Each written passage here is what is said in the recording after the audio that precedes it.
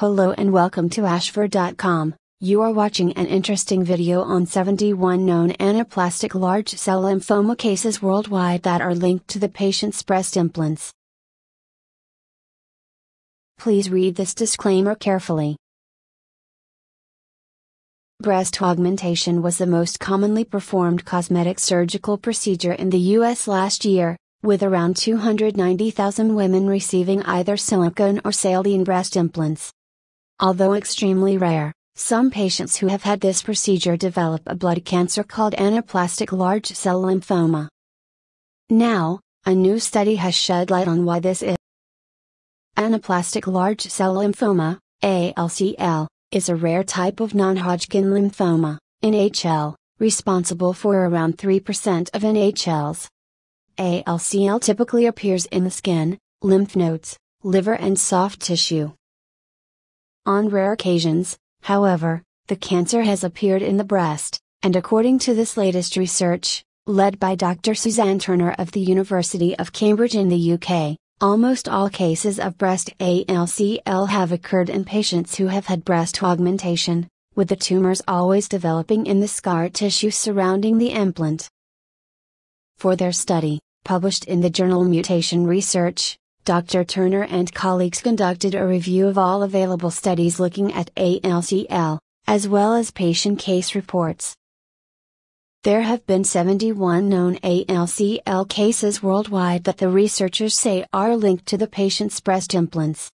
This shows that implant-related ALCL is extremely rare, affecting around 1/6 women in every 3 million who undergo breast augmentation. But just because it is rare does not mean its underlying mechanisms should not be investigated, according to Dr. Matt Kaiser, head of research at Leukemia and Lymphoma Research in the UK, a blood cancer charity that funded the study. It is important to investigate any possible links to what causes these cancers, so that we can help people balance benefits versus risks and so that we can work out how we might be able to prevent the risks altogether. Patients with ALCL are usually divided into two groups, those whose cancer cells possess an abnormal surface protein called anaplastic lymphoma kinase, ALK, and those whose cancer cells did not have ALK.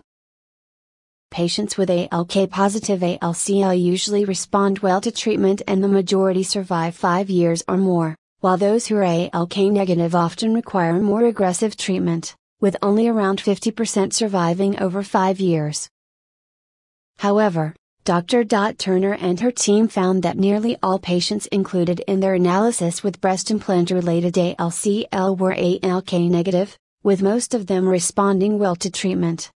They note that of the 49 cases in which they had access to patients' treatment progress, only 5 deaths were reported. Furthermore, they found that for many of these women, their cancer was successfully treated simply by removing their breast implant and the tissue surrounding it rather than undergoing chemotherapy or radiotherapy, indicating that the breast implant may trigger an abnormal immune response in the body, causing cancer. These findings, the researchers say, provide clues to the underlying cause of breast implant-related ALCL and may pave the way for better treatment strategies specific to this disease. Dr. Turner says, "It's becoming clear that implant-related ALCL is a distinct clinical entity in itself. There are still unanswered questions and only by getting to the bottom of this very rare disease will we be able to find alternative ways to treat it." References